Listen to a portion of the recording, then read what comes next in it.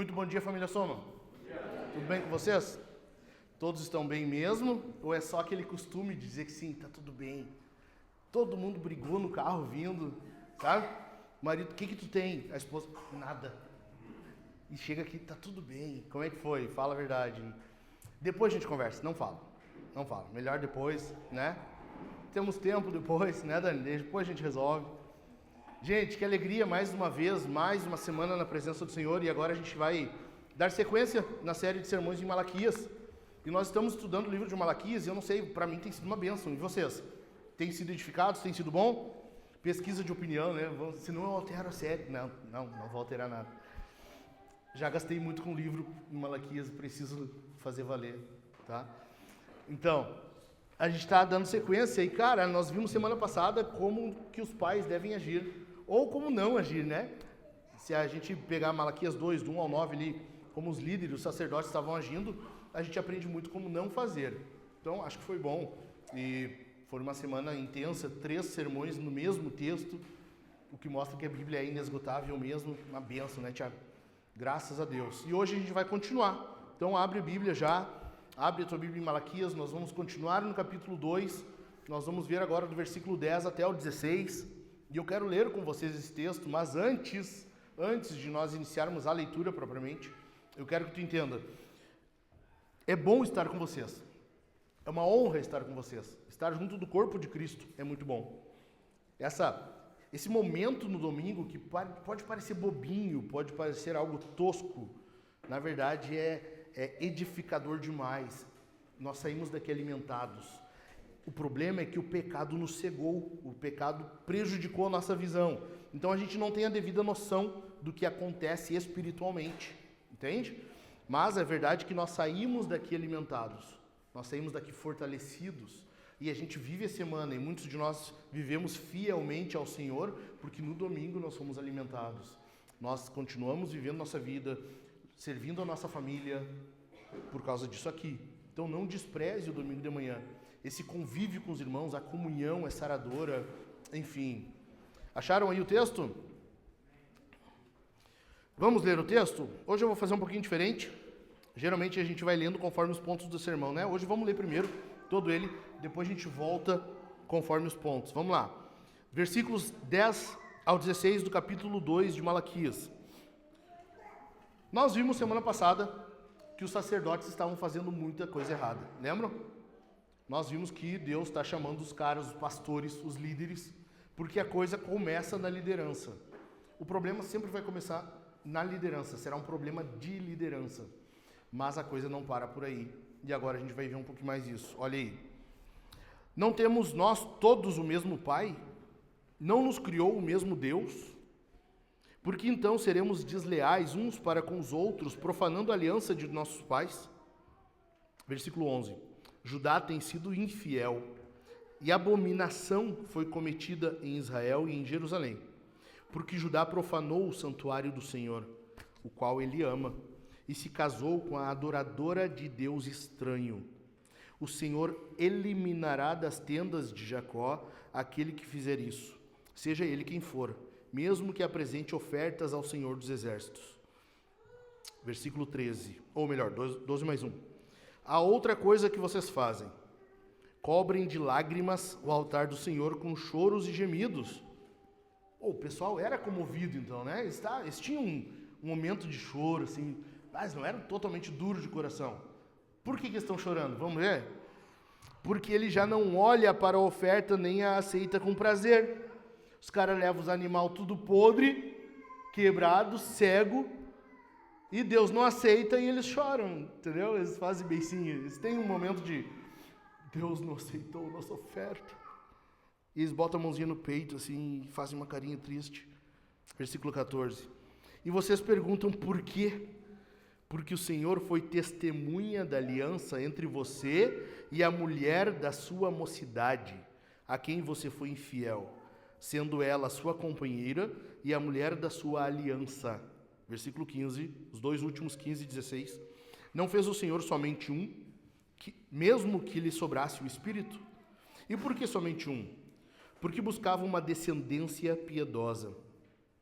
Portanto, tenham cuidado para que ninguém seja infiel para com a mulher da sua mocidade. Porque o Senhor, o Deus de Israel, diz que odeia o divórcio e também aquele que cobre de violência as suas roupas, diz o Senhor dos Exércitos. Portanto, tenham cuidado e não sejam infiéis.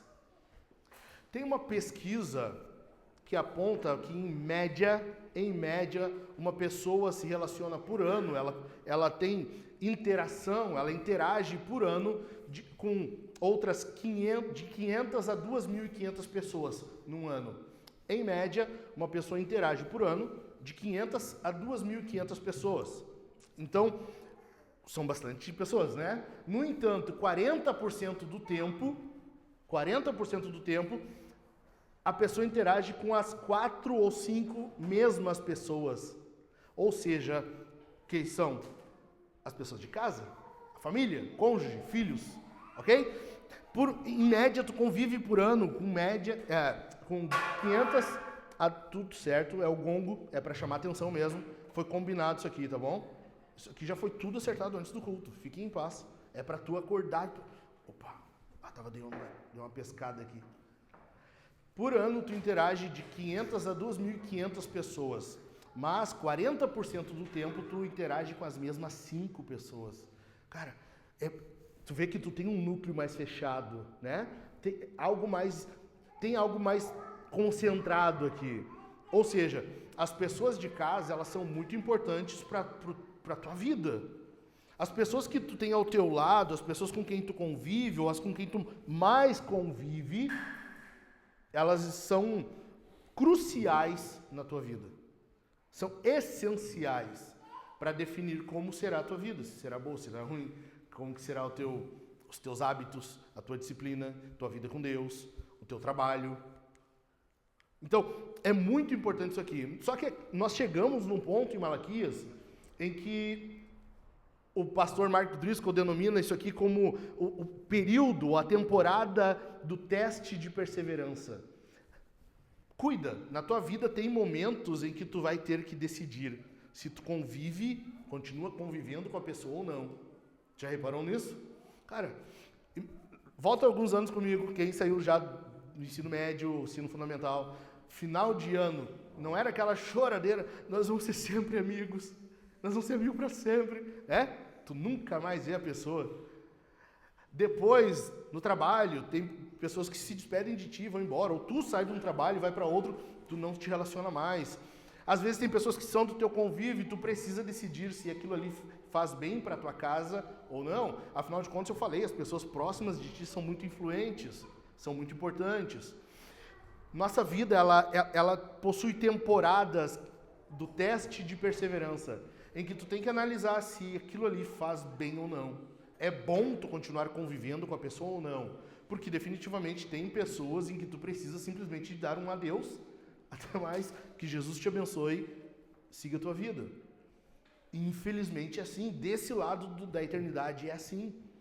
Nós estamos fora do Éden, e fora do Éden a gente vê que tem momentos, tem pessoas que tu precisa até mais ver. Sim ou não? Então, o que está acontecendo aqui em Malaquias é mais ou menos isso, só que de forma pecaminosa. Lembram? A corrupção está generalizada. O povo está vivendo um período de extrema corrupção. Atenção aqui, pessoal. Isso aqui é essencial para tu entender o livro. É corrupção generalizada. Mas iniciou como? Lembram? Semana passada nós vimos os sacerdotes não honram o nome de Deus. Essa quebra, esse problema de relacionamento com Deus, na liderança, começa a prejudicar o povo. Deus está se dirigindo ao povo. Mas agora, mais do que isso, Deus vai se dirigir agora ao núcleo familiar. Deus vai entrar na sala da casa e vai dizer, o problema está sendo isso aqui. Deus pega agora, então, e ele vai no que talvez seria um dos mais pormenores. Entende? Deus inicia falando que o nome dele não tem sido honrado. E ele chama os sacerdotes para prestar contas. Dos sacerdotes ele mostra que isso generalizou para o povo todo. Nós vamos ver ainda mais semana que vem outra questão relacionada a isso, mas ele começa por onde? Na sala de casa. Deus chama a família. Porque eu já falei aqui, a família é a base. A família é a base da igreja, a família é a base da sociedade. Se a tua casa não estiver bem, a igreja não estará bem. Se a tua casa não estiver bem, a sociedade não está bem. É porque não tem quase mais casa bem, porque nós estamos com bem poucas casas bem, que a nação está do jeito que está. A sociedade brasileira hoje vive do jeito que vive porque muitas casas, muitas famílias se corromperam. Está entendendo? Então, o problema começa na liderança, vai para o povo e isso se insere nas casas. No entanto, a base é as casas, as famílias. E por causa disso, aí volta e alimenta até o topo de novo. Vocês estão entendendo? Isso vai se alimentando. Ou seja, a corrupção, o pecado, ela vai tomando conta. E aqui nós vamos ver 3 formas como eles estão corrompendo os casamentos. E eu quero que tu preste muita atenção nisso aqui, porque é importantíssimo demais. Porque às vezes nós temos a tendência de pensar, não, com a gente isso nunca vai acontecer. Na minha casa isso nunca vai acontecer. Nós temos a tendência de pensar isso. E o diabo quer que tu pense exatamente isso. O diabo quer que tu pense assim, não, comigo isso nunca vai acontecer. Ok? Então vamos lá. 3 formas de corromper o casamento e, consequentemente, tua casa, tua família. Em primeiro lugar, desprezando a aliança com Deus. Olha os versículos 10 ao 12 aí comigo.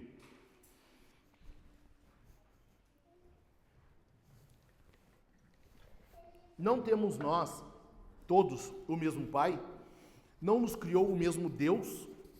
Porque então seremos desleais uns para com os outros, profanando a aliança de nossos pais? Judá tem sido infiel, e a abominação foi cometida em Israel e em Jerusalém. Qual abominação? Porque Judá profanou o santuário do Senhor, o qual ele ama, e se casou com a adoradora de Deus estranho. Versículo 12.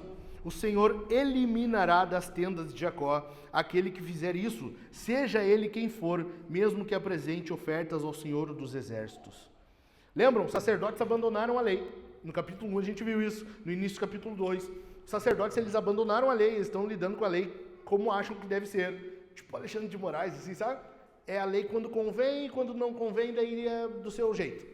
Ah, aqui é a lei, a Constituição.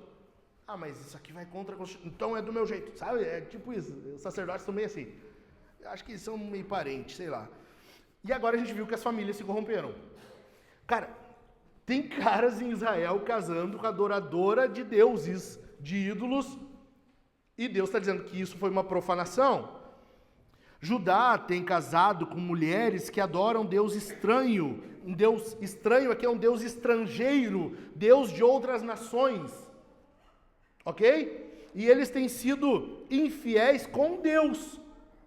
A gente vai ver nos versículos seguintes que o problema é no casamento, eles têm abandonado o casamento, ok, mas esse é um segundo problema. Primeiro de tudo, Judá tem sido infiel com Deus. O problema aqui é a aliança com Deus. Casamentos mistos têm acontecido aqui. O que nós chamamos, no Novo Testamento, Paulo vai falar, né? E a gente chama até hoje, jugo desigual. Sabe? Casamento misto. É quando tu casa, ou quando já namora, noiva e casa com uma pessoa que tem uma fé diferente da que tu tem. Isso é um problema. Isso é um problema espiritual. Ah, pastor, mas eu conheço um caso. Não, tu conhece um caso. O padrão não é esse. O que tu conhece é a exceção. E tu está querendo usar a exceção para quebrar a regra. Não é assim. Deus está dizendo que isso é pecado. Não interessa se tu conhece um fulaninho e fulaninha que vivem até hoje e aparentemente estão bem. É pecado igual. Tem muito pecador que vive bem. Tem muito pecador que tu olha e é como fala Salmo 73, e a gordura lhe salta dos olhos. É pecado. Casar com uma pessoa que tem uma fé diferente da tua é pecado. E mais, para Deus é abominação.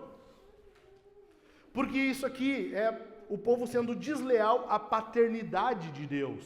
Afinal, Deus se apresenta assim, versículo 10, viram? Não temos nós todos o mesmo Pai? Deus está se mostrando como o Pai do povo, da nação. E Ele está chamando, lembram, o povo para uma reunião familiar. Esse Pai está dizendo, gente, vocês estão sendo desleais comigo. Nós temos uma aliança, a gente fez um combinado, nós tínhamos um acerto, nós aqui, e vocês estão quebrando isso aí. O nosso combinado é que vocês iam casar com os mesmos que crescem em mim. Confia em mim? Pode casar. Agora mudou. O que está acontecendo? Por quê? Qual é o problema? É a pessoa tornar a fé algo fútil. E mais, tornar os outros, influenciar os outros. A nação, então, acaba se corrompendo. Entenderam? O problema aqui é que o povo está casando de forma errada. O povo está casando de forma errada. E o problema maior não é nem que eles estão casando com mulheres de outras nações. São mulheres que adoram deuses de outras nações. O problema não é nacionalidade, o problema é fé. Lembram Ruth? Ruth era de outra nação. E ela é aceita, ela diz para Noemi, o teu Deus será o meu Deus. Pá, então nós estamos no mesmo time. Tudo certo, não tem problema nenhum. Tu entende? A questão não é nacionalidade. A questão não é, mostra o teu RG, vamos ver de onde é. Tem passaporte? A questão não é essa. A questão é, mostra o teu coração. Em quem tu crê? Qual é o Deus que tu confia? E aí a gente vai saber se podemos fazer parte da mesma família ou não. A questão é que o povo aqui abandonou isso aqui. 2 Coríntios capítulo 6, versículos 14 ao 16 diz assim: não se ponham em julgo desigual com os descrentes, pois que sociedade pode haver entre a justiça e a iniquidade? Ou que comunhão existe entre a luz e as trevas? Que harmonia pode haver entre Cristo e o maligno? Ou que união existe entre o crente e o descrente? Gente, uma observação, só um parênteses bem rapidinho aqui. Nós usamos isso aqui muito para namoro, casamento, né? Mas é todo tipo de união, todo tipo de sociedade. Tu não pode nem ser sócio numa empresa de alguém que não é crente, de alguém que não crê em Deus, ok? Fecha parênteses, continuando. Versículo 16, que ligação há entre o santuário de Deus e os ídolos? Porque nós somos santuário do Deus vivo, como ele próprio disse, habitarei e andarei entre eles, serei o seu Deus e eles serão o meu povo. O que Deus quer é pessoas nas quais ele pode conviver, em quem ele pode habitar. E Deus não habita naqueles que não têm relação com ele. Deus não está em relacionamento de aliança com aqueles que não creem nele. E aí nós temos um problema. Entendido? O primeiro problema aqui foi que Israel quebrou a aliança com Deus. Antes de qualquer outra coisa, a aliança com Deus foi rompida. Eu quero que tu entenda 6 coisas que tu precisa cuidar num pretendente. Eu estou virado num conselheiro amoroso, né? Só não me chamem de Hit. Brito, conselheiro amoroso. De nada. A Duda até veio mais perto agora aqui para ouvir. 6 coisas que tu precisa cuidar num pretendente. Gente, olha só, vocês casados, vocês têm que prestar atenção, nós temos filhos. Nós temos filhos. A Sofia, há alguns anos já, que eu leio alguns livros e chamo ela, minha filha, senta aqui, vamos ler junto. Livro sobre namoro, sabe? Como é que vai ser? Sexta, nós fomos na barbearia do meu cunhado, ele está iniciando uma barbearia, e nisso passou uma moto, sabe aquelas motos? Sabe? E eu olhei para a Sofia e minha filha, já pensou um rapazinho assim? A Sofia começa... Tá bem ensinada. Amém, Senhor, já pode me levar. Nós temos que ensinar os filhos. Nós temos que ensinar. Então, presta atenção nisso aqui. Primeira coisa que tu tem que entender, que tu tem que cuidar num pretendente é fidelidade a Deus. A pessoa, ela demonstra que é fiel a Deus, ela demonstra nas atitudes dela, nas decisões dela, ela demonstra no seu hábito, na sua rotina, fidelidade a Deus. Ela demonstra uma busca por santidade, leitura bíblica. Como que funciona? E eu preciso dar um alerta aqui já aos casados, não é nem só aos solteiros, agora é aos casados. Por que que isso é essencial? Porque nós estamos vendo que a quebra da aliança com Deus, ela vai ruir todo o restante. Quando tu quebra a aliança com Deus, para tu quebrar o restante, é um tapa. Tá entendendo, gente? Minha irmã, olha para mim aqui. Irmãs, se o teu marido esfriar na fé, se o teu marido diminuir o ritmo em que ele está andando de crescimento espiritual, maturidade, santidade, se ele parar de ler a Bíblia, se ele esfriar espiritualmente, tu precisa chamar os pastores. Tu precisa chamar os líderes de GC. Porque no momento que ele esfria, se ele estiver pronto, disposto a romper a aliança com Deus, para romper a aliança contigo é um passo. A mesma coisa invertido. Meu irmão, se a tua esposa esfriar, tu tem o dever de liderá-la, de chamá-la para perto. E se não acontecer, tu precisas chamar os pastores. Quando o cônjuge rompe a aliança com Deus, para ele romper a aliança com o cônjuge, com o marido ou com a esposa, é um passo. Por que vocês acham? Por que vocês acham que a gente vive num período em que semanalmente nós vemos escândalos de pastores adulterando, pastores em escândalos sexuais, pastores fazendo isso e aquilo, igrejas? Porque a aliança com Deus já foi abandonada. A aliança com o Senhor já foi abandonada, não há temor, não há reverência. E por causa disso, romper a aliança com outra pessoa é fichinha, é barbada. Tu está entendendo, gente? Tu precisa estar atento a isso. Tu precisa cuidar disso aqui. Em segundo lugar, a segunda coisa que tu precisa cuidar é caráter e integridade. Caráter é indispensável. Indispensável numa pessoa. Indispensável. Tem um pastor, eu gravei isso para mim, que ele fala sobre liderança. Ele está falando, quando tu é líder e tu vai colocar outras pessoas no teu time, tu precisa cuidar de 3 Cs. O primeiro C é caráter. É caráter, competência e combinação.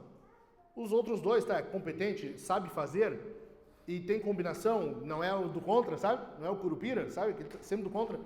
Mas a primeira coisa que tu cuida é o caráter. Tem que haver caráter. A pessoa tem que ser íntegra. Óbvio, todos nós pecamos, mas tu percebes se uma pessoa é de caráter ou não. Terceiro lugar, comportamento. Como a pessoa se comporta. Minha irmãzinha, quando tu está cuidando do rapaz, algum pretendente, como que ele se comporta? Ele é gentil, ele é respeitoso, ele é humilde, ou é uma pessoa orgulhosa? É uma pessoa que não aceita conselho? É uma pessoa que quando decide não procura saber dos outros o que fazer? Já tomou a decisão e é aquilo ali. Por mais que receba conselho contrário, ele vai agir do jeito que decidiu. Como que é? Em quarto lugar, o relacionamento com outras pessoas, especialmente os pais e líderes dessa pessoa. Você precisa prestar atenção à forma como ele lida com conflitos, com a busca por reconciliação ou não, ao conceder perdão. Tá entendendo? É uma pessoa pronta a perdoar ou não? Ela guarda amargura, rancor por um tempinho. Cara, isso é um problema dentro de casa depois. Tá entendendo? Isso dentro de casa depois vira um inferno. E outra, como que ele se comporta com os pais? Ele cumpre o 5º mandamento? Ele honra pai e mãe? Tu precisa cuidar, sempre. Sempre, tu tem que cuidar. Como que o jovem rapaz ou a moça lida com os pais em casa? É respondão? Sabe? Ah, me deixa. Sai batendo porta? Como é que é? Ok? Em 5º lugar, propósito na vida. Essa pessoa, ela tem um propósito claro na vida dela. Qual é a ideia dela? Ela quer continuar servindo a Deus? Como que ela se imagina daqui 5, 10 anos? Cara, eu conheço jovens, agora já mudou a forma de pensar, óbvio, mas que não pretendia ter filhos, só queria investir na carreira e viver a vida com uma carreira promissora. Como que tu vai casar com alguém assim? Tua família vai parar ali daí? É a última geração? Como é que tu vai lidar com os teus filhos? Você vai ensinar isso a eles? Ah, tu tem que casar com alguém que tem uma carreira. Ou tu vai ensinar alguém a escolher alguém que pretende ter filhos. Nós estamos vendo em Malaquias, a gente acabou de ler, versículo 15, Deus procura uma geração piedosa. Existem exceções, casais que não podem ter filhos, casais que não terão como ter filhos, ok. Como eu disse, é a exceção, não é o padrão, não é a regra. Amém? Em 6º lugar, comunhão. Essa pessoa, ela busca conviver com outras, ela valoriza a comunhão, ela gosta de estar com outros cristãos, ela serve na igreja. Como que é isso? E aqui eu quero dar um alerta aos casados também de novo, porque eu falei para vocês, né? Nós temos aliança com Deus. Se tu quebra aliança com Deus, para tu quebrar com o cônjuge, é um tapa, é rapidinho. Só que nós temos aliança com Deus, mas nós também temos uma aliança com o povo de Deus. O relacionamento que nós temos de igreja, presta atenção, o relacionamento de igreja é um relacionamento de aliança. É um relacionamento de aliança. Nós temos aliança com Deus, nós temos aliança com o povo de Deus e nós temos aliança com o nosso cônjuge. Aliança não se rompe. Aliança não se quebra. A menos que haja algo trágico. Aí tudo bem. A menos que haja algo traumático. Aí tudo bem. Caso contrário, não se rompe. Não se quebra. Entendeu? Nós temos que valorizar isso aqui, cara, porque é muito fácil hoje tu romper uma aliança com o povo de Deus. Afinal de contas, é como uma comunidade, não é algo pessoal diretamente, né? Não é como um casamento que tu machuca de forma mais rápida. As consequências são mais sentidas. Mas no povo de Deus é um relacionamento de aliança também. Amém? Amém mesmo? E aqui está um detalhe, tu também tem que cuidar no cônjuge, na esposa, no marido, se ele começar a diminuir na comunhão. Porque se rompe a aliança com Deus, que é o principal, e a aliança com a igreja, com o povo de Deus, está fragilizada, pá, é um mau indício. Entendeu? Segundo lugar. Então o povo corrompeu, desprezou a aliança com Deus. Em segundo lugar, eles estão desprezando a aliança com a esposa.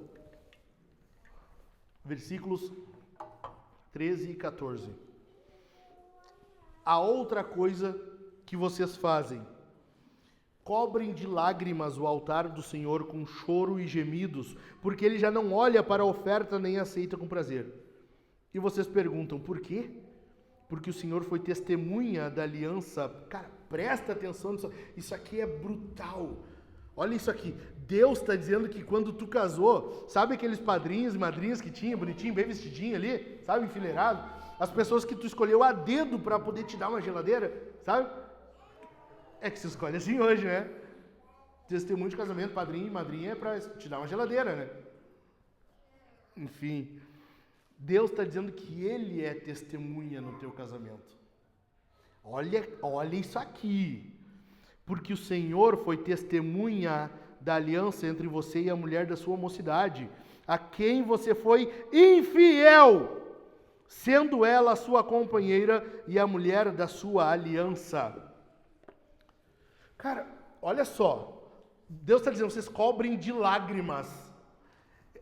Não era pouco choro, ok? Não era pouca coisa. Eles estavam chorando muito. Sabe quando o ranho, sabe quando a manga da blusa já está cinza, assim? Sabe? As crianças, principalmente no inverno, é uma beleza, né? Chega a reluzir a manga da blusa, assim. Eles estão fazendo isso, eles estão lá, levam a oferta, eles estão entregando a oferta, Deus não aceita a oferta, eles começam, sabe? Mas chorar, cara, mas chorar. Eles estavam chorando muito. Por quê? Porque as ofertas eram ruins e Deus não ia aceitar a oferta ruim. O combinado tinha sido assim, quando Deus tirou o povo do Egito, disse, eu não quero nada que seja ruim. Não traz animal quebrado, não traz animal ferido, não traz animal doente, não traz nada disso. Eles estão levando exatamente isso. A oferta é ruim, Deus não aceita. Mas pior do que isso, piorou agora com o casamento ruim. Eles estão indo para o culto como se nada tivesse acontecido, sabe? Estão dentro do carro, a mulher olhando para o lado de fora, deu um torcicolo aqui. Normal, toda mulher faz isso, né? É normal. Qualquer coisa, pescocinho. Não diz que não, Paloma. Eu sei que tu é assim também. E o marido, que foi? Nada. Pronto, foi tudo. E eles estão indo assim, eles estão no carro, e o marido perguntou o que foi, nada. E ele não, sabe, fica assim, daí vão levar uma oferta sem reconciliar. Estão cheios de problema no casamento. O casamento está uma droga. O casamento está como a oferta que eles estão levando. O casamento está exatamente como a oferta que eles estão entregando. Doente, podre, quebrado. Deus não aceita a oferta, Deus não aceita a oração de quem não valoriza a aliança matrimonial. 1 Pedro 3,7, maridos, tenham discernimento, vivendo a vida comum do lar, com discernimento, dando honra à esposa como vaso mais frágil. Caso contrário, as orações de vocês serão interrompidas. Ou não serão, né? Deus está falando na negação. Mas enfim, a ideia é, quando o teu casamento não está bem, tu não lidou como convém no teu casamento, Deus não ouve oração. Deus não atende oração. Imagina tu orando, banhando a tua cama em lágrimas, teu escritório, tua sala, o sofá, seja o que for, tu se quebrantando o que pode diante de Deus e tu tá achando, mas eu estou me derramando diante do Senhor. Mas não adianta, não é suficiente, porque o teu casamento é uma desgraça. Deus não ouve. Cara, abre a Bíblia comigo aí. Abre aí, 1 Pedro 3,7. Vai lá no finzinho da Bíblia. Vai lá no fim. Daí vai voltando. Volta, vai passar Apocalipse, vai passar Judas, vai passar as cartas de João, e tu vai chegar nas cartas de Pedro. Vai na primeira carta de Pedro, capítulo 3, versículo 7.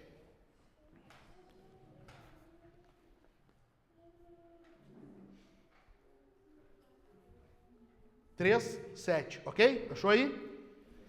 Maridos, vocês igualmente. Por que igualmente? Porque Pedro já orientou as mulheres nos 6 versículos anteriores. Cara, Pedro pensou assim, a mulher fala muito mais. Eu vou dar 6 versículos para elas. Para os homens eu vou dar só 1. Elas falam demais também, eu também vou falar para elas.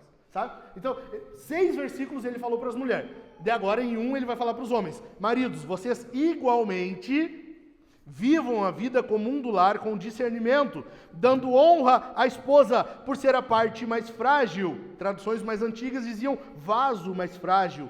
E por ser coerdeira da mesma graça da vida. Agindo assim, as orações de vocês não serão interrompidas. Deus não ouve a tua oração se tu não luta, se tu não te entrega, se tu não te desgasta pelo teu casamento.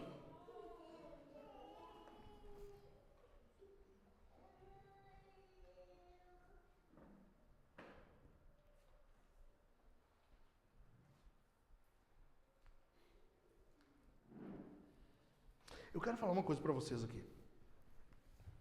Nem está no esboço. A gente pode achar que porque a nossa rotina, nós estamos acostumados na rotina, todo mundo já sabe o seu papel, tu sabe o que tem que fazer, eu sei o que eu tenho que fazer, nossas crianças já estão acostumadas na rotina, elas já sabem a hora de dormir, elas têm horário de acordar, durante o dia tem as atividades deles, tá tudo ok, sabe? A gente acha que por andar no automático a coisa tá bem. Presta atenção aqui. Eu estou falando com amor para vocês. Eu estou falando em amor. Um pastor falando para vocês. Não acreditem nessa mentira do diabo. Nessa mentira satânica de que se tu tem uma rotina redondinha e vocês sabem cumprir tudo direitinho, então tá tudo bem. Não! Tem muito túmulo pintadinho de cal, mas com podridão por dentro para mostrar que não. Tem muita coisa bem pintadinha e o interior é uma desgraça. Não acredite na mentira da serpente, de que se aparentemente está tudo bem, a rotina está tudo bem, cada um faz o seu papel, está tudo bem. Não. Não. E não está no meu esboço, cara.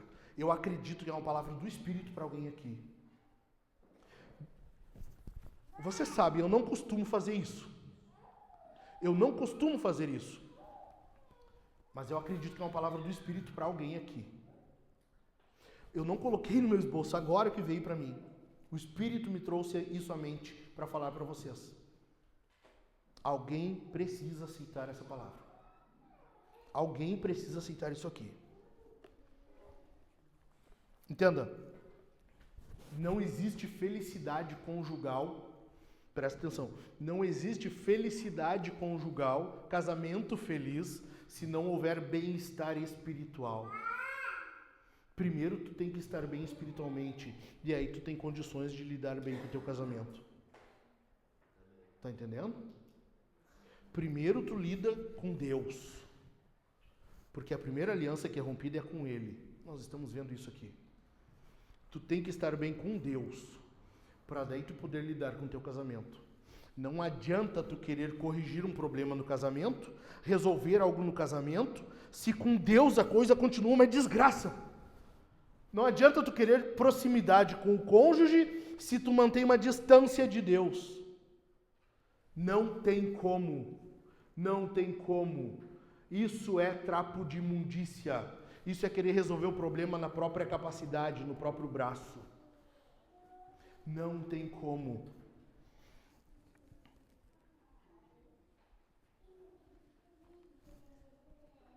Aqui nós... Cara, olha só. A gente está vendo algo aqui muito importante. Tu tem que se atentar a isso. O que a Bíblia, o que Malaquias está mostrando para nós? O povo estava levando a aliança a sério? Oi? Não. E quem é que está mencionando a aliança aqui? Oi? Deus. Tu pode não levar a tua aliança do casamento a sério. Deus leva. Tu pode não levar a sério. Deus leva. Tu pode não considerar. Deus está dizendo assim, eu fui testemunha disso aí. Tu pode não valorizar. Deus está dizendo, eu sou testemunha disso aí. Isso aí que tu está desprezando, negligenciando, isso aí que tu está menosprezando, eu fui testemunha disso aí. E no momento que tu desvaloriza o teu casamento, tu está desvalorizando a testemunha do casamento. Não tem como tu ter um casamento negligenciado sem que tu negligencie a testemunha desse casamento. Não tem como. Casamento não é contrato, é aliança. Presta atenção, casamento não é contrato, é aliança. Não é a mesma coisa. Tem algumas diferenças. Olha, vamos começar mostrando a diferença? Cara, em primeiro lugar, contrato é entre duas pessoas. Contrato é entre duas pessoas. Um contrato de casamento, dois se acertam, vão ali, sabe? Assinam um papel, é uma união estável. Tu pode assinar um papel tranquilamente. Um contrato entre duas pessoas é fácil de resolver, fácil de fazer. Um casamento, uma aliança de casamento, é entre três pessoas. É marido, mulher e Deus. Malaquias está mostrando isso para nós. Uma aliança de casamento é o marido, é a mulher e Deus. Ok? Um contrato de casamento, no contrato de casamento eu busco os meus interesses. É conforme o que me convém, é o que eu quero, é os meus interesses. Então eu vou casar para ser feliz. Eu vou casar porque eu me sinto só, eu quero ter uma companheira. Eu vou casar porque eu preciso mostrar para as pessoas que eu valorizo a família. Num contrato de casamento eu busco os meus interesses. Numa aliança de casamento, nós buscamos os interesses de Deus. Numa aliança de casamento, nós não temos interesse nosso, são os interesses dele. E nós dois juntos vamos batalhar para alcançar os interesses de Deus. Num contrato de casamento, nós negociamos um com o outro. Nós vamos negociar. Eu faço isso e tu faz aquilo. Combinado? Combinado. Eu faço isso aqui e tu faz aquele outro. Ok? Ok. Na aliança de casamento, nós servimos um ao outro. Não é uma negociação. Na aliança de casamento, tu serve. Tu serve o marido e o marido serve a esposa. Não é à toa que, inclusive sexualmente, Paulo fala, 1 Coríntios 7, dê ao teu cônjuge o que lhe é devido. Tu deve a ele, tu deve servir a ele. Sexo no casamento não é para o teu prazer. Sexo no casamento não é para o teu orgasmo, sabe? Para a tua alegria. Não, é para o outro. Tu te preocupa com o orgasmo do outro, da tua esposa, se for o marido, e do marido, se for a esposa. Tu não te preocupa com o teu, entendeu? Essa é uma preocupação dele ou dela. Tu serve o outro. Num contrato de casamento, nós mantemos um registro de performance.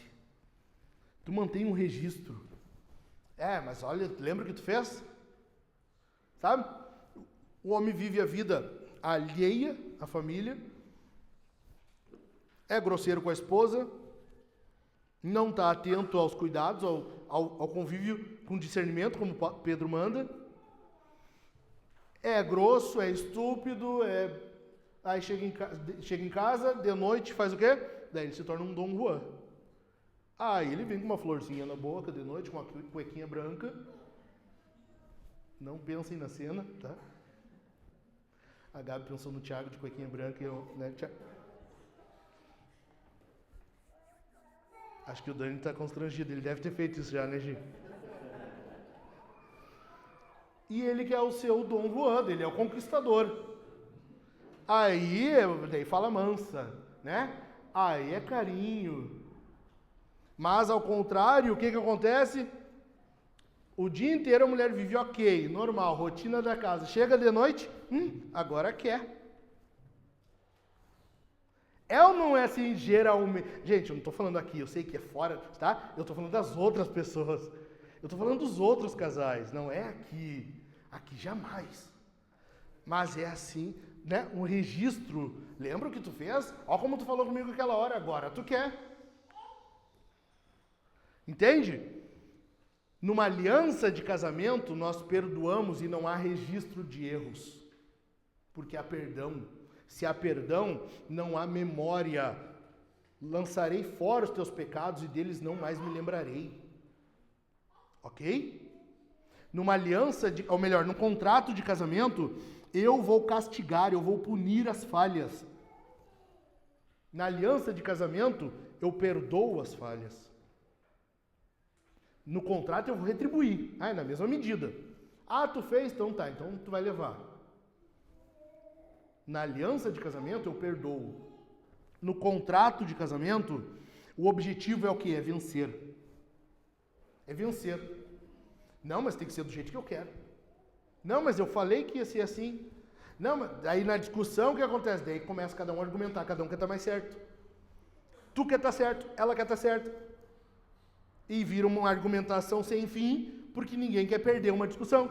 O meu objetivo é vencer. Enquanto na aliança de casamento o objetivo é glorificar. Na aliança de casamento, os dois têm um objetivo: glorificar a Deus, a terceira pessoa do casamento. No contrato de casamento, é uma relação profissional. Conforme tu tem uma performance ou conforme tu produz, tu recebe. Conforme o teu desempenho, é o meu desempenho. Na aliança de casamento, é uma relação pessoal. Tu entendeu? Vocês entenderam a diferença? Amém? O pastor Hernandes Dias Lopes, ele diz assim: o casamento não foi criado para os cônjuges competirem, mas para cooperarem. O casamento não foi feito para que haja competição, cara. Lá em casa eu vivo dizendo para a Su isso. Eu vivo falando isso aqui porque a gente tem que ser lembrado disso. É como o evangelho, tu tem que ser lembrado. Nós não estamos um contra o outro, nós somos um time. Nós somos um time. O pastor Hernandes fala: o casamento não foi criado para vocês competirem, mas para cooperarem. Um colabora, um contribui com o outro. Amém? Em terceiro lugar, está havendo desprezo do legado de Deus para a família. O povo desprezou a aliança com Deus. Isso é um passo para desprezar o casamento. É um passo para que o casamento seja uma desgraça. Agora começaram a romper o casamento. E a consequência na casa vai só piorando, porque vai passando para os próximos. Olha só. Versículo 15 e 16. Não fez o Senhor somente um, mesmo que lhe sobrasse o Espírito? O que é isso aqui, cara? Aqui é um texto bem complicado, tá? Esse é um texto bem difícil de interpretar e de entender. Mas a ideia é que há dois espíritos e Deus fez um. Há uma só carne. Provavelmente Malaquias está fazendo uma referência a Gênesis.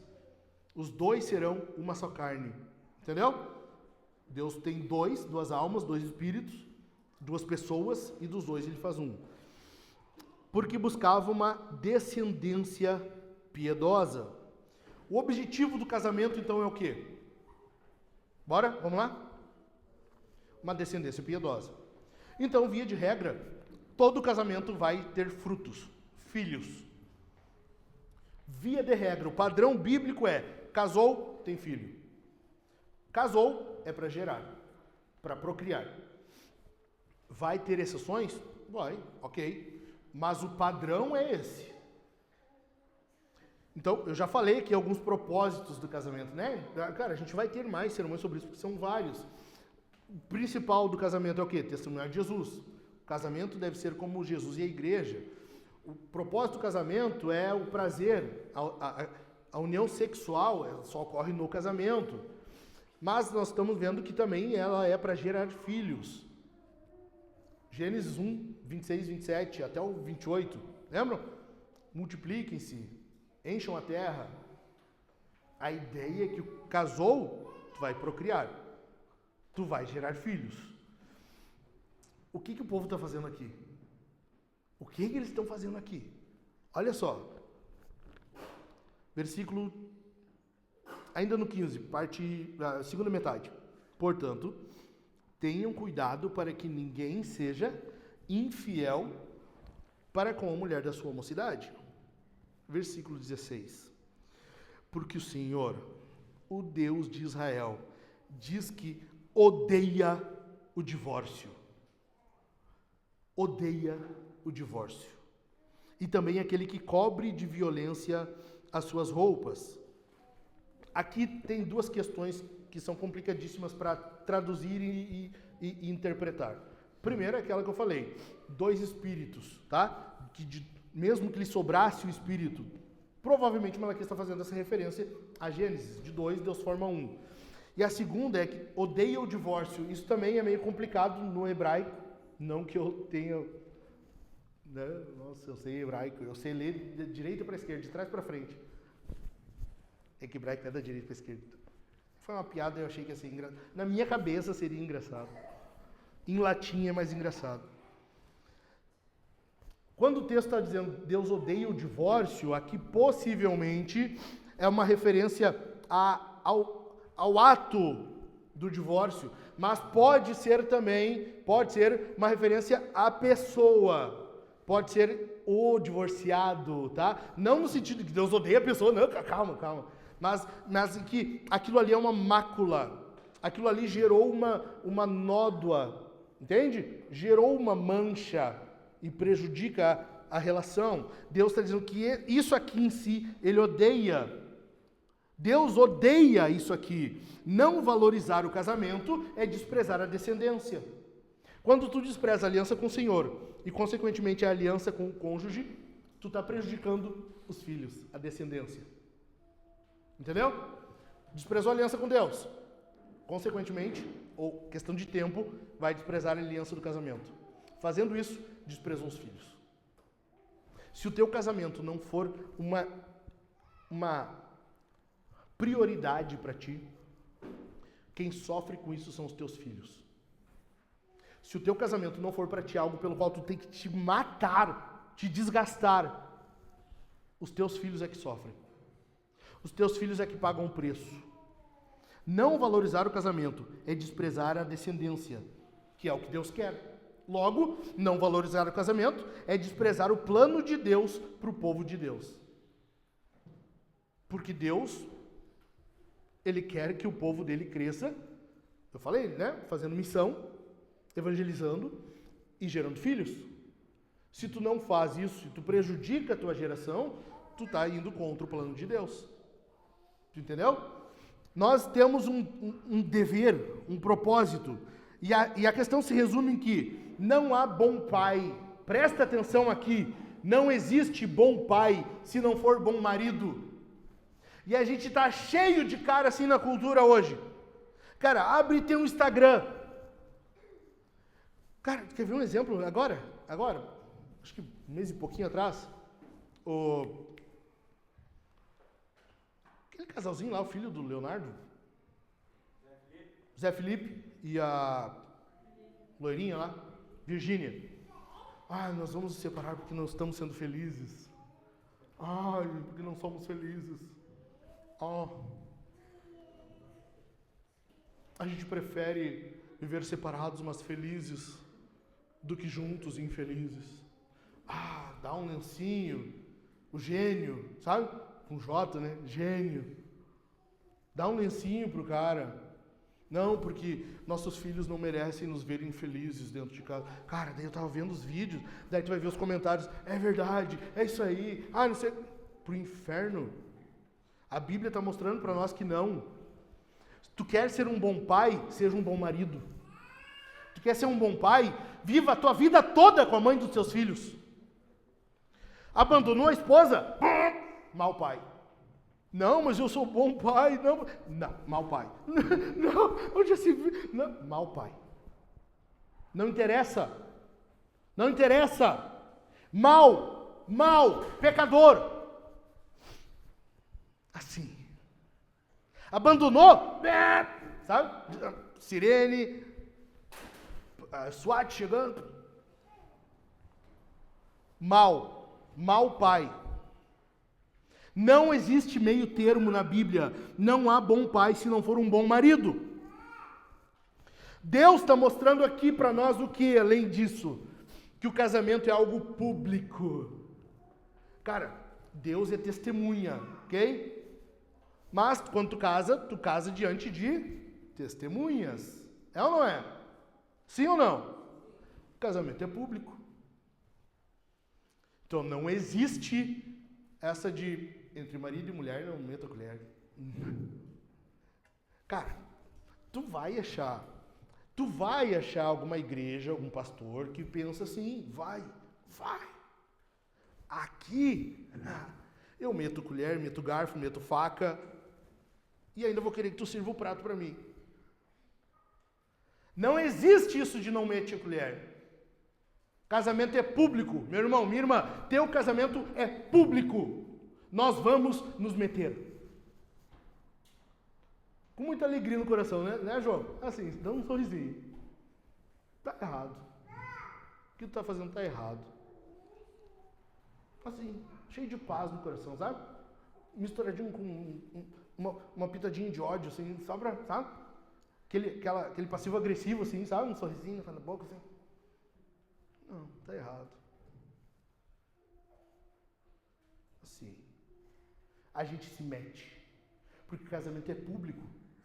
Por que na hora de casar é convida, é bolo, é foto, temos que fazer as fotos do wedding, wedding, né?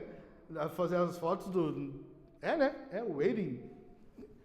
Daí na hora do divórcio, pastor, a gente tomou uma decisão aqui. Sabe? Aí, não tem mais como. Eu tô saindo de casa. Vamos? Como assim? Vamos chamar todo mundo, vamos, bolo, foto, vamos fazer os convites de novo, vamos lá, vamos anunciar, vamos, estão divorciando, estão separando, somos fracassados, sabe? Vamos fazer um troço assim, vamos. Cara, eu ajudo, vamos botar umas latas no porta-malas do carro, sair arrastando, sabe? Fracassado no casamento, vamos botar uns troços assim. Por que na hora do divórcio é escondido, é privado? Deus está mostrando que não, o casamento é público. O correto seria, vem aqui na frente e nós vamos conversar. Meus irmãos, seguinte, nós estamos reunidos aqui essa noite, na presença do Senhor e dessas testemunhas, para conversar sobre esse casal, fulano de tal e fulano de tal, que não estão se dando bem e cogitaram até mesmo o divórcio. Vamos resolver a situação por eles? Vamos ajudá-los? Entende? É público. É público. Só que geralmente, quando é para isso, tu dá um recuo, vamos resolver dentro de casa, portinha fechada, chaveada, depois a gente avisa o que decidiu. Tu não percebe que existe uma semelhança aqui? A palavra de Deus é luz. Deus é luz. Quando Ele quer tratar das coisas, Ele trata abertamente. Ele trata diante de todos. Quando precisa esconder, quando precisa estar escondidinho, sabe? Vamos lançar um pouquinho de trevas, vamos fechar aqui. Cara, é porque Deus não está envolvido no negócio. Por isso Deus diz que odeia o divórcio. Por isso Deus diz que odeia o divórcio. Tu percebe como Deus em Malaquias está usando palavras bem pesadas? Deus, Ele está usando expressões raras aqui. Deus está dizendo que vai lançar merda na cara das pessoas. Deus está dizendo que odeia o divórcio. Cara, Deus não costuma falar assim. Se Ele está falando é porque é algo muito sério. Se Ele está falando é porque pesou, entendeu? Pesou demais, está ruim. E Ele está dizendo que odeia o divórcio. E por quê? Por que ela... A questão, tu vai ver videozinhos, sabe? Esses teólogozinhos, assim, acho fenomenal. Tu abre o Instagram, é cheio de rios daí de teólogos comentando, porque o divórcio não é divórcio. Ah, porque ali é a carta de... até esqueci o termo. Repúdio. Carta de repúdio. Não, ok, tá, mas calma aí, Enzo, vamos conversar? O que Deus está dizendo aqui? O que é a carta de repúdio, melhor dizendo? O que é a carta de repúdio? No Antigo Testamento, Jesus fala que por causa da dureza de coração, houve permissão para a carta de divórcio. O que estava acontecendo? O cara casou, o cara fez e aconteceu, aí ele encontrou uma mais novinha. Vou dar uma carta de divórcio para minha esposa, não estou feliz. Não estou me sentindo feliz nesse casamento. E dava uma carta de repúdio. Sabe? Tipo, imagina, o Dani tá agir, segurando o filho até igual uma mãe de gambá, assim, sabe? Nas costas, assim. Você tentando levar os filhos assim. E agora ele resolve, não, vou dar uma carta de repúdio. Imagina, que bonito. Daí a mulher, ela se desgastava, ela perdia a juventude dela, por isso que ele está falando que é a mulher da mocidade, tá entendendo? A juventude dela foi, cara. Ela se desgastava, ela doava o corpo dela, porque a mulher doou o corpo para gerar filhos. Ela não tinha investido numa carreira, a mulher era dependente do marido, e muito mais do que hoje, entendeu? A mulher ficava em casa cuidando dos filhos, ela não tinha renda, ela vivia à mercê daí, porque ela era uma divorciada, logo não era assim para casar, não era bem, cara, casar de novo, olha, era bem difícil. Tu entende que Deus está protegendo as mulheres aqui? Você está vendo? Deus tá percebendo o seguinte, olha só, as filhas do meu povo estão sendo abandonadas, elas estão sendo largadas, desprezadas. Porque o bonito, ele encontrou uma mais novinha, porque é uma imoral, ela se veste de forma provocadora, ela é adoradora de Deus estranho, ela não tem compromisso com Deus, logo ela não tem modéstia, então ela se veste do jeito que ela achar melhor e mais provocativo. O cara olhou e ele babou, entendeu? Ele cedeu, ele olhou e ele foi cativado. Aí o que ele faz? Vou dar uma carta de divórcio para minha esposa. E aí ele ia e casava com essa outra. O que está acontecendo aqui é isso. E Deus está vendo isso e não está gostando. Deus está vendo isso e está dizendo que está errado. Com as minhas filhas? Sério? É sério isso? E aí ele diz, eu odeio o divórcio. Eu odeio o divórcio. Entendeu? Aí vai ter caras hoje, não, porque é carta de repúdio. Cara, o que era carta de repúdio? Era isso. Os caras escreviam uma carta e mandavam a mulher embora. Nem deixava a casa e os carros, entendeu? Ó, casa e o carro ficam contigo, então. Não, nem isso. Divórcio na Bíblia é permitido? É, em determinadas situações. Não é bem assim. O que Deus está dizendo é que Ele odeia toda ação que é contrária ao casamento. Não interessa se é carta de repúdio, não interessa se adulterou, não interessa o que foi. Deus está dizendo que odeia, porque qualquer atitude que é contrária ao casamento é contrária ao que Ele planejou. Entendeu? É isso que Deus está dizendo. Então, a questão aqui é que as mulheres ficavam desamparadas e Deus está dizendo, não, tu não pode se divorciar por qualquer razão. Não é bem assim. Vocês entenderam errado. A permissão que foi dada não é para isso. Basicamente tem 3 razões para divórcio na Bíblia. 3 razões para divórcio. A primeira delas é a mais honesta. Essa você quer divorciar, pode optar por essa aqui, tá? Primeira delas é a morte. Cara, quer divorciar? Beleza, só morre aí. Só isso. Morre rapidão aí. Tranquilo. Tranquilo. Essa é a mais justa. Deixa eu falar pra ti aqui, isso aqui, ó. O dia mais importante não é o dia do teu casamento. É o último dia do teu casamento.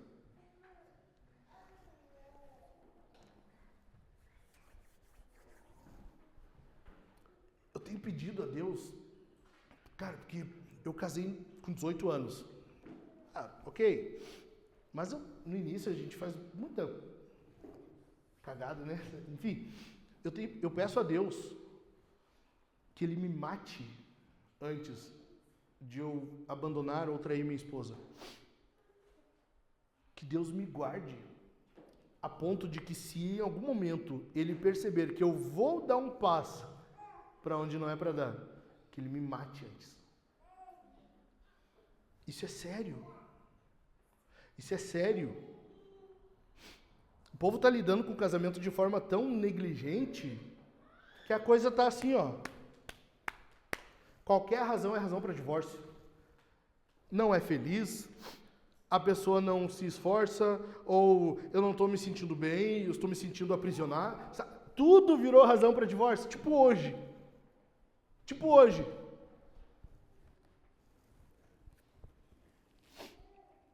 É Deus quem une o casal. Jesus fala isso em Mateus 19. Aquilo que Deus uniu, lembra? Aquilo que Deus uniu, não separe o homem. Se Deus uniu, só Ele separa. É por isso que é até a morte. Que a morte quem envia é Deus. Entendeu? Segundo lugar, a segunda razão bíblica para o divórcio é o adultério. Que em Mateus, inclusive, Jesus vai usar um termo que é o mesmo para pornografia, porneia, que é a imoralidade sexual. Tá? Em alguns casos, inclusive, pornografia. Eu já lidei com casos em que o cara está tão afundado em pornografia e ele não vence aquilo ali que eu já disse, minha irmã, ele já te abandonou, já adulterou, melhor dizendo. Ele já adulterou. Ele está se relacionando com outra, entendeu? É com uma tela. É triste, mas é. Não tem o que fazer. E o terceiro motivo é o abandono. E aqui motivo como abandono é tanto geográfico quanto físico. Entenda isso. O que é o abandono? 1 Coríntios 7, Paulo está dizendo, se teu marido quiser te abandonar, deixe que vá. Paulo está falando ali ao não cristão, mas o contexto não é só aquele que se diz cristão. Tá? A ideia é o cristão que é, ou que não é. Se teu marido que não é cristão quer te abandonar, deixe que vá. A ideia é o quê? O abandono. No entanto, o abandono, esse primeiro, é geográfico. O cara sai de casa e vai embora. O cara saiu e foi, deixa que vá. Abandonou. O abandono é um motivo para divórcio. Tu não continua casado ou casada com a pessoa que te abandona, foi embora e está só no papel. Não existe isso. Ok?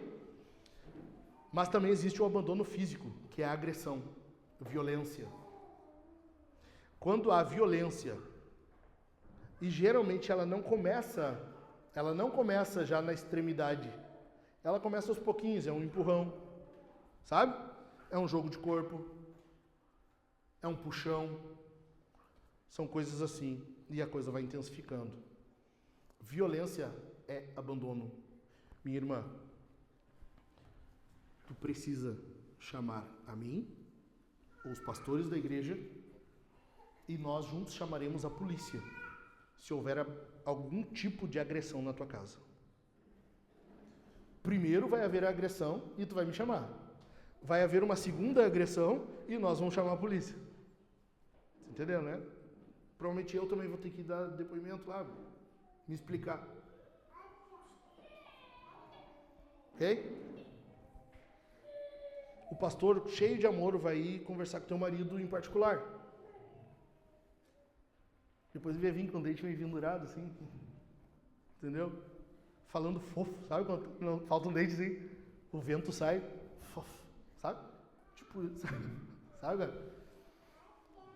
Depois nós dois vamos ter que se explicar lá na polícia por causa da agressão, mas tu tem o dever de chamar o esposo, você tem o dever de chamar o pastor e nós chamarmos a polícia. Agressão física não é brincadeira, é abandono, é causa para divórcio. Entendido? Mas eu já lidei com casos em que a esposa agrediu. E geralmente casos assim passam batido. Porque é a mulher. Geralmente a mulher é mais... Se o cara quiser reagir, cara, não sobra. Entendeu? Então o cara não faz nada. Ou então, ele não quer falar porque é vergonhoso. Pô, pastor, apanhei da minha esposa. Minha irmã, se tu fizer isso em casa, o teu marido vai me chamar e nós vamos ir na polícia dar parte de você. Assim. Nós vamos chegar lá e vamos dizer, senhor delegado, tudo bem? Quero prestar queixa dessa irmã aqui, ela é da nossa igreja e ela agrediu o marido dela.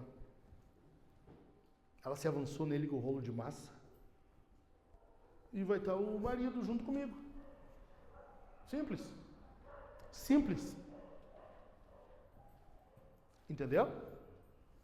É assim. Cheio de amor no coração.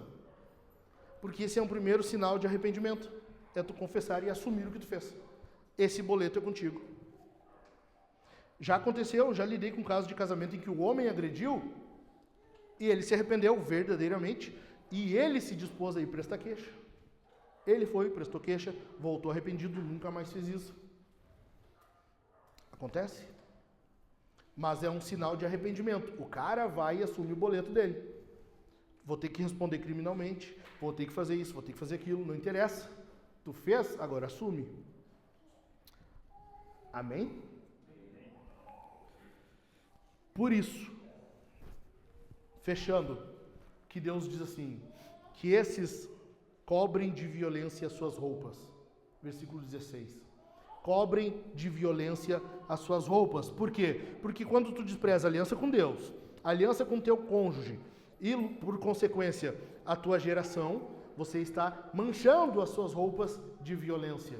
Você está sendo violento e as suas roupas estão sendo manchadas por isso aqui. Entendido? 5 coisas para fechar. Gente, eu sei que eu passei do tempo. 5 coisas que Malaquias nos ensina aqui e eu quero que tu preste atenção. Em primeiro lugar, a teologia determina a vida. Tu percebe? Quem eram os pastores da época? Vamos lá.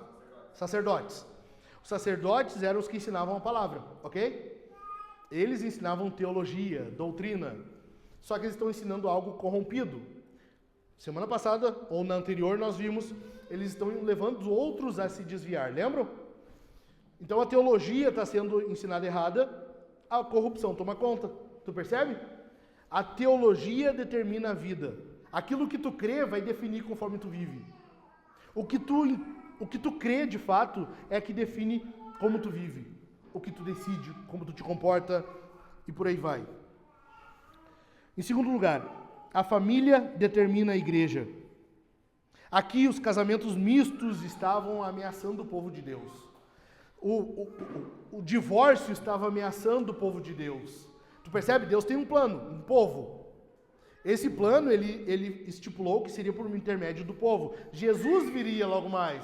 Ele enviaria o filho dele, ele enviaria o Messias, e viria por meio desse povo. Agora, se o povo está se corrompendo, o povo não é fiel, o povo não ensina a palavra de Deus, o povo está criando filhos que se desviam, como que vai vir? Como que esse plano de Deus se realiza? Tu percebe? Ainda é assim, não mudou. Deus continua realizando o plano dele por meio do seu povo. Como ele vai fazer isso se nós não formos fiéis? A família determina a igreja.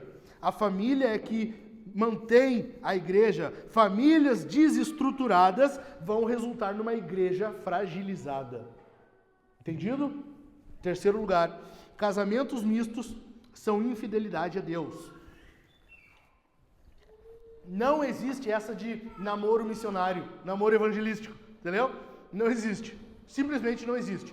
Tu cogitou namorar, casar com alguém que não é cristão, tu está disposto, abrindo mão da tua relação com Deus. Simples assim. Quarto lugar, desobediência atrai juízo. Cara, isso aqui tu tem que prestar atenção, porque isso aqui tu tem que ensinar os filhos. Desobediência atrai juízo. Olha o versículo 12. O Senhor eliminará das tendas de Jacó. O povo está desobedecendo, o povo está em desobediência, e Deus está dizendo, eu vou eliminar. A desobediência atrai juízo. Em quinto lugar, divórcio não ocorre apenas... Em quinto lugar, isso. Divórcio não ocorre apenas na assinatura do papel. O que a gente tem a tendência de pensar? Nós vamos ir lá assinar o papel do divórcio. Tu acha que ali, quando tu assinou, ocorreu o divórcio, o rompimento? Não. Divórcio ocorre muito antes. O divórcio ocorre muito antes. Ou no adultério, ou quando tu abre as portas da tua casa para a pornografia e os demônios, ou quando começa a cobiçar outra mulher ou outro homem. O divórcio ocorre muito antes. O divórcio ocorre quando vocês começam a discutir e não resolvem.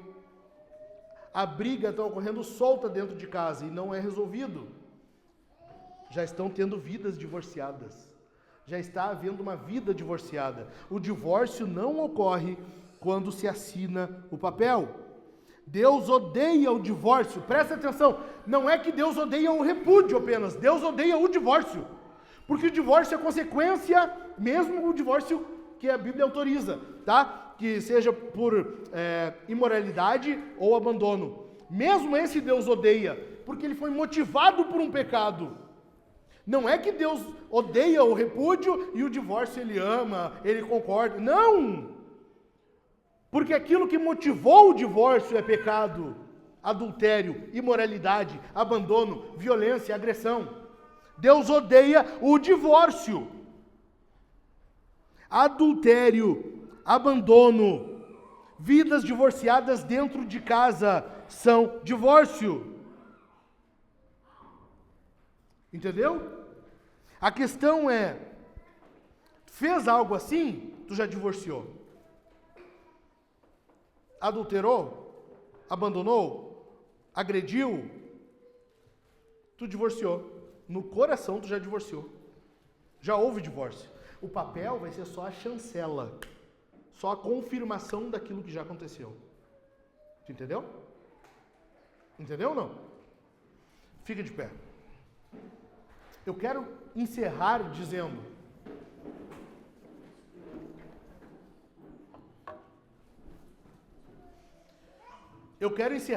para você aqui, ó, presta atenção. Eu não sei, dos que eu sei, pelo menos aqui ninguém é divorciado, mas eu preciso falar, porque pode em algum momento surgir alguém assim no nosso meio que se divorciou. Tem graça para divorciados. Em Deus, no nome de Jesus, existe graça para divorciados. Pessoas que se divorciaram encontram graça em Deus.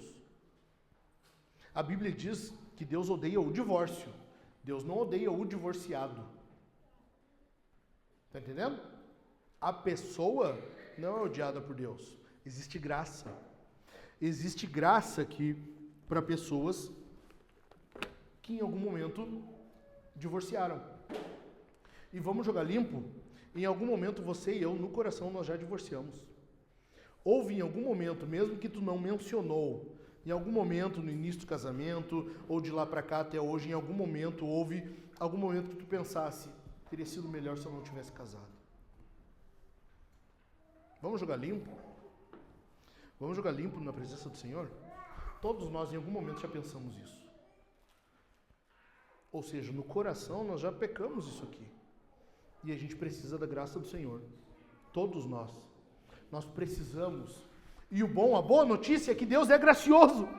Deus tanto odeia o divórcio que Ele vem ao povo e diz, eu odeio isso aí, para de fazer. Deus odeia tanto o divórcio, mas Ele ama o povo dele. Deus odeia o divórcio, mas Ele quer o povo dele reunido em paz e santidade. Deus odeia o povo dele, mas Ele está dizendo, Deus odeia o divórcio, mas Ele está chamando o povo dele e dizendo, tem graça, tem perdão. Deus quer o povo dele santificado. Deus quer o povo dele vivendo com suas esposas, com seus maridos, em paz, batalhando juntos para alcançarem o propósito divino. Deus quer o bem para a tua casa. Deus quer o melhor para a tua casa. Presta atenção nisso aqui. Deus quer muito mais para ti e para a tua casa do que tu mesmo. Deus quer muito mais para ti e para a tua casa do que tu. Deus é muito bom, Ele é gracioso. E quando Ele vê algo errado, Ele vem até o seu povo e diz, tá ruim, não está funcionando. Para, porque não vai dar certo. É isso que Ele está fazendo com a gente. Amém? Amém? Gente, nós vamos responder o sermão. Vamos orar e responder o sermão. Como? Como de costume, nós vamos cear. Aqui à minha esquerda tem o pão, o cálice com vinho, suco. O vinho é na taça bronze e o suco na taça dourada.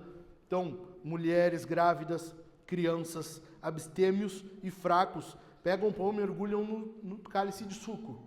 Os demais mergulham no vinho e comam e bebam em nome do Senhor, em memória do Senhor, ok? Além disso, nós vamos cantar. A parte anterior do sermão foi só um ensaio. É impossível que a gente continue cantando naquele volume.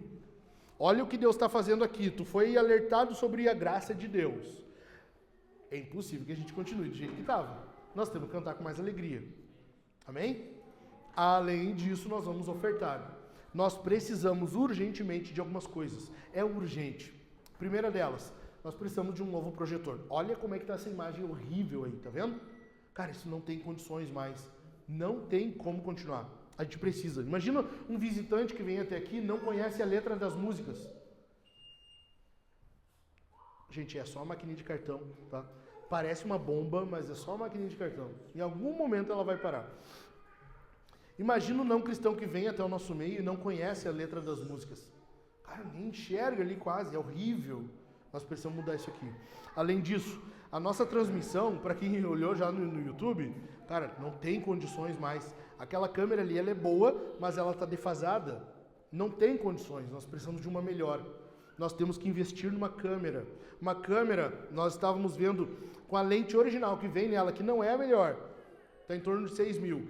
Mais a lente, nós vamos gastar em uns 10, 11 mil. Imagina, é muito dinheiro. Nós precisamos da generosidade de todos. Além disso, nós precisamos colocar o ar-condicionado. Eu estou tentando a todo custo que o Gerson, em algum momento, ele olhe para mim e tenha o máximo de misericórdia. Pois não tem dinheiro mesmo. Agora eu vi que realmente não é mentira. Nós precisamos, imagina, o verão está chegando e, cara, isso aqui quem viu no passado sabe, é quente aqui dentro. Eu era gordo.